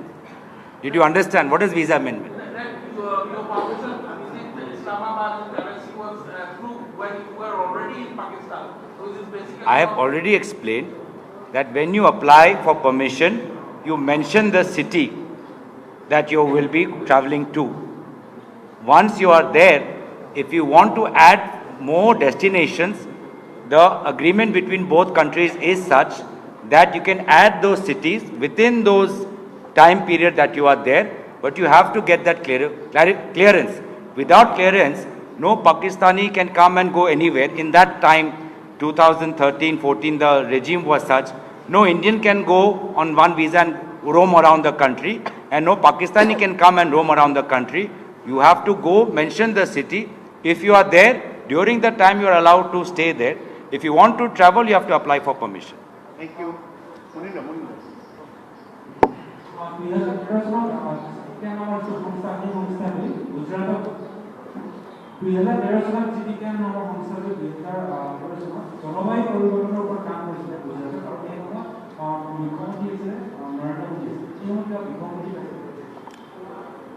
মই সেইটোৱে জানিবলৈ বিচাৰোঁ যে ৰাষ্ট্ৰীয় সুৰক্ষা লৈ কি গুজৰাটৰ চৰকাৰে কিবা কনফিডেন্সিয়েল ইনফৰমেশ্যন এৰি দিলে নেকি? সেইখিনি তথ্যবোৰ হ'ব লাগে। এই গোটেইখিনি যে তদন্ত যে ক'ৰবাত নে ক'ৰবাত মোৰ আৰু আমাৰ ওপৰত যে কেন্দ্ৰিক হৈছে, তাৰ মানে এইটো ৰাষ্ট্ৰীয় সুৰক্ষালৈ নহয়। আমাক কেনেদৰে সময় পৰিৱৰ্তন চৰকাৰৰ কেলেংকাৰীৰ পৰা আমাক কেনেকৈ ডিষ্ট্ৰেক্ট কৰিব পাৰে সেয়া লৈ, আৰু ৰাইজৰ মাজত আমাক লৈ, তৰুণ গগৈৰ পৰিয়াল লৈ, তৰুণ গগৈ বোৱাৰী লৈ, তৰুণ গগৈ দেৱৰ নাতি নাতিনী লৈ কেনেদৰে ৰাইজৰ মাজত বিভ্ৰান্তি সৃষ্টি কৰিব পাৰে, সেয়া হ'ল এটা ষড়যন্ত্ৰ। মই ভাবোঁ যি বিশ্বাসঘাতক কাম আমাৰ প্ৰয়াত তৰুণ গগৈদেৱৰ লগত হিমন্ত বিশ্ব শৰ্মা ডাঙৰীয়া কৰিলে, সেই যাত্ৰাটো আজিও অব্যাহত আছে। Thank U. লাষ্ট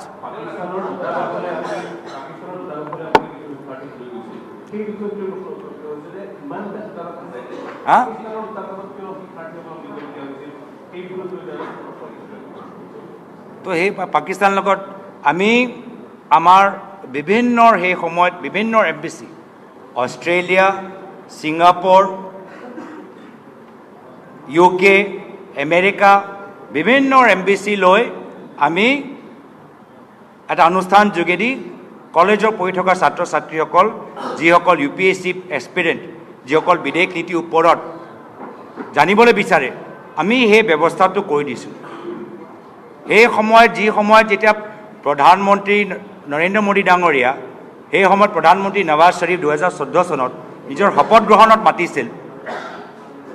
গ্ৰহণত মাতিছে বিয়া খাবলৈ গৈছে তো মইতো নিজৰ প্ৰধানমন্ত্ৰী মোদী ডাঙৰীয়া অনুকৰণ কৰি আমিও এই পাকিস্তানৰ এম্বেচেডৰৰ ওচৰত আমাৰ ল'ৰা ছোৱালীবোৰ তাৰ ভিতৰত এগৰাকী সাংবাদিকো আছিলে হিন্দু প্ৰেছৰ সাংবাদিকগৰাকী আমি তেখেতক লৈ আমি চৰ্চা কৰিছোঁ আৰু বিভিন্ন প্ৰদেশলৈ গৈছোঁ তো পুনৰবাৰ মুখ্যমন্ত্ৰী যে কিমান দুৰ্বল কিমান হতাশ যে এনেকুৱা এটা মানে ভিত্তিহীন যুক্তিহীন শক্তিহীন কথাৰ ওপৰত গোটেই এই কাল্পনিক যে এটা ছবি আমাৰ ওপৰত জাপি দিবলৈ বিচাৰিছে সেইটোৱে তেওঁলোকৰ হতাশা পৰৱৰ্তী দিনৰ তেওঁলোকৰ পৰাজয়টো নিশ্চিত সেইটোৱে প্ৰমাণিত যোৱাকালি হৈ গৈছে আমি আৰু দুটা প্ৰশ্ন সোধোঁ আৰু তাৰপিছত এৰি দিছোঁ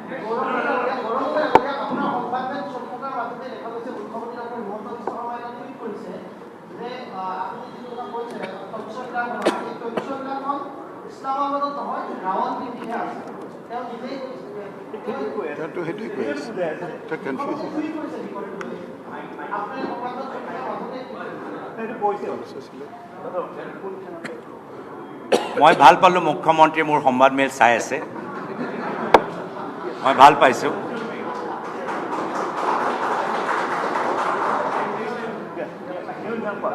আৰু তক্ষশিলা আমাৰ ইণ্ডাছ চিভিলাইজেশ্যন আমাৰ ভাৰতীয় চিভিলাইজেশ্যনৰ আমাৰ যে তাৰ পৰা আমাৰ ভাৰতীয় চিভিলাইজেশ্যন গোটেই পৃথিৱীত আটাইতকৈ পুৰণি চিভিলাইজেশ্যন সেই আৰ্কিঅলজিকেল ছাইট লৈ গৈছোঁ সেয়ালৈ তেখেতৰ আপত্তি হৈছে এতিয়া মই কি কওঁ এতিয়া তেখেতৰ আৰু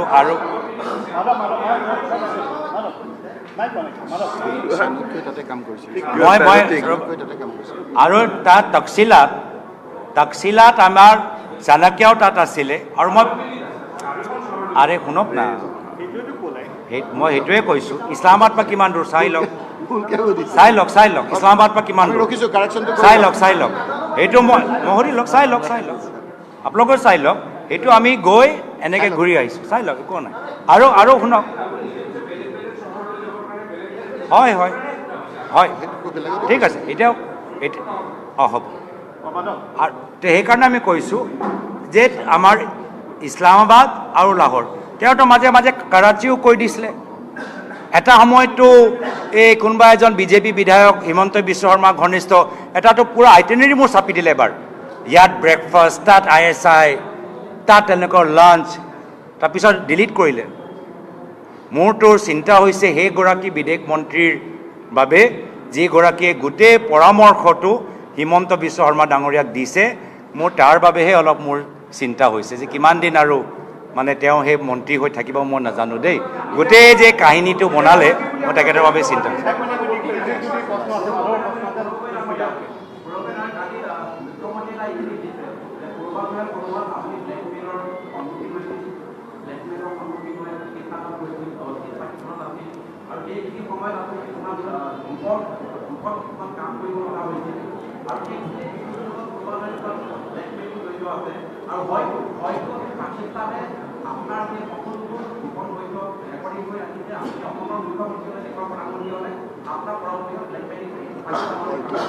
ভাল ধুৰন্ধৰ চিনেমা ভাল বনাইছে প্ৰমাণ দিব পাৰিলে অভিযোগটো আমিও নিব পাৰোঁ প্ৰমাণ কি দিলে এই যে SIT কি প্ৰমাণ দিলে এইটো ভাল তেওঁ ধুৰন্ধৰ বনাইছে হয়তো অভিযোগ প্ৰমাণটো কি দিলে সেইটোৱে কৈছে আপোনাৰ ঠিকে ক'লে প্ৰয়াত তৰুণ গগৈদেৱৰ গোটেই পৰিয়ালৰ ইমেজ তেওঁ ৰাইজৰ মাজত হলটেকত পেলাব বিচাৰিছে কিন্তু অসমৰ জনসাধাৰণৰ মৰম প্ৰয়াত তৰুণ গগৈদেৱৰ প্ৰতি শ্ৰদ্ধা আমাৰ বাবে আমাৰ সুৰক্ষা কৱচ এই যে মুখ্যমন্ত্ৰীয়ে ইমান দিন চেষ্টা কৰি আছে 1% আমাক ক্ষতি কৰিব নোৱাৰে আমি প্ৰয়াত তৰুণ গগৈদেৱৰ পুত্ৰ লাচিতৰ বংশ মনত ৰাখিব থেংক ইউ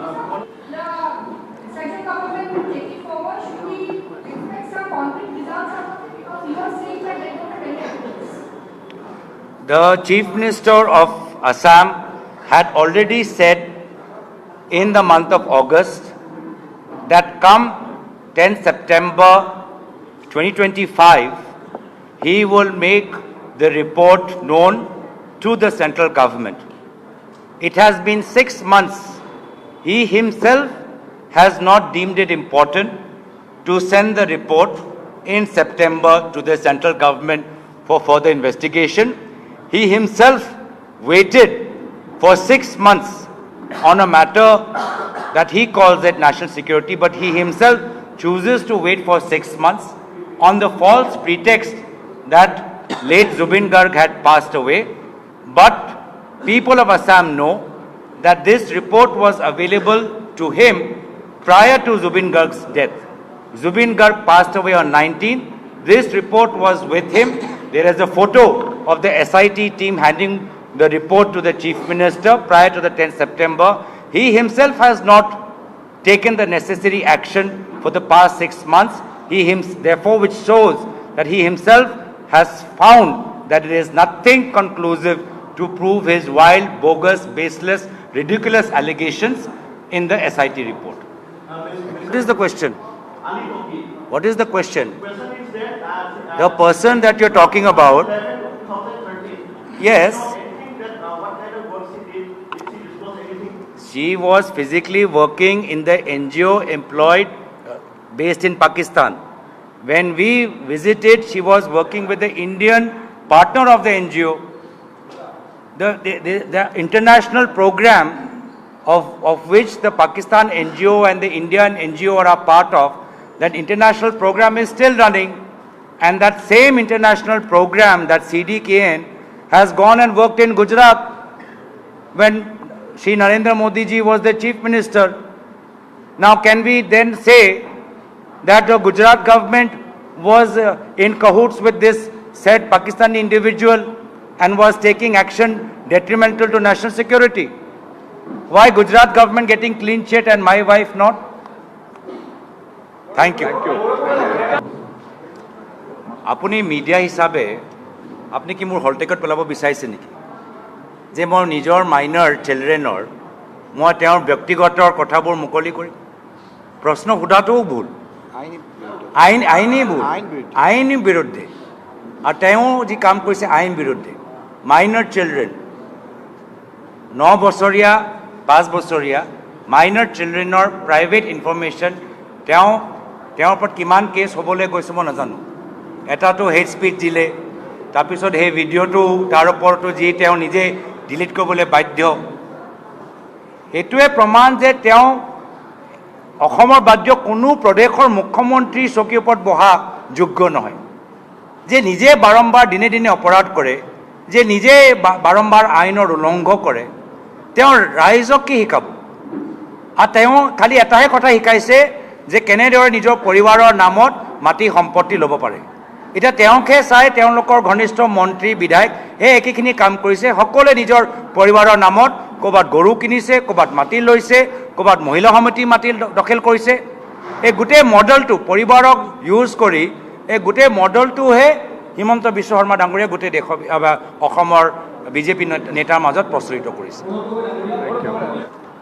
নে ৰাষ্ট্ৰীয় সুৰক্ষাৰ লগত সম্পৰ্ক থকা এদিনো পলম আমি সহ্য নকৰোঁ, কিন্তু তেওঁতো 6 মাহ সহ্য কৰিলে। তো তেওঁ ৰাষ্ট্ৰীয় সুৰক্ষা লৈ তেওঁ কিমান চিন্তিত সেইটো তেওঁ 6 মাহৰ পলম সেইটোৱে প্ৰমাণ কৰি দিলে। তেওঁ নিজে প্ৰমাণ কৰি দিলে যে ৰাষ্ট্ৰীয় সুৰক্ষা তেওঁৰ বাবে গুৰুত্বপূৰ্ণ বিষয় নহয়, নিৰ্বাচনী কিবা এটা ফুলজাৰিহে। আমাৰ বাবে আমি ৰাষ্ট্ৰীয় সুৰক্ষা লৈ আমাৰ বাবে কোনো ফুলজাৰি নহয়, কোনো একো পাতল বিষয় নহয় যে আমি এনেদৰে আমি ক'ব পাৰোঁ। তেখেতৰ বাবে হ'ব পাৰে, যাৰ বাবে তেওঁ 6 মাহ বহি থাকে। ধন্যবাদ। এইখিনিয়ে আছিলে আপোনাৰ গৌৰৱ গগৈৰ আপোনাৰ লাইভ আপোনাৰ প্ৰেছ মিট। চ' আপোনালোকে শুনিলে, তেওঁৰ বক্তব্য শুনিলে, সাংবাদিকৰ প্ৰশ্নৰ উত্তৰ শুনিলে। চ' ইয়াৰ পৰা আপুনি কি ভাবিলে যে সঁচাকৈ গৌৰৱ গগৈ পাকিস্তানৰ এজেণ্ট হয় নেকি বা আছিলে নেকি? যদি হয় বা যদি আছিলে তেতিয়াহ'লে এতিয়ালৈকে কি কাৰণত আজি এই ভিডিঅ'টো বনোৱালৈকে ভাৰত চৰকাৰে, ভাৰতৰ যি ইণ্টেলিজেঞ্চ আছে আপোনাৰ, তেওঁলোকে গৌৰৱ গগৈক গ্ৰেপ্তাৰ কৰা নাই কিয়? সেই প্ৰশ্নৰ উত্তৰ আপোনালোকে কমেণ্ট বক্সত লিখক আৰু আপোনালোকে নিজে বুজি পাওক যে খেলখন কেনেকৈ চলি আছে, কিয় চলি আছে, কাৰ কাৰণে চলি আছে। ঠিক আছে, ভিডিঅ'টো দীঘলীয়া হৈছে যদিও কোনোবাই চাইছে ভিডিঅ'টো গোটেইখিনি কথা বুজি পাইছে। ৰাখিছোঁ আজিৰ কাৰণে। জয় অসম।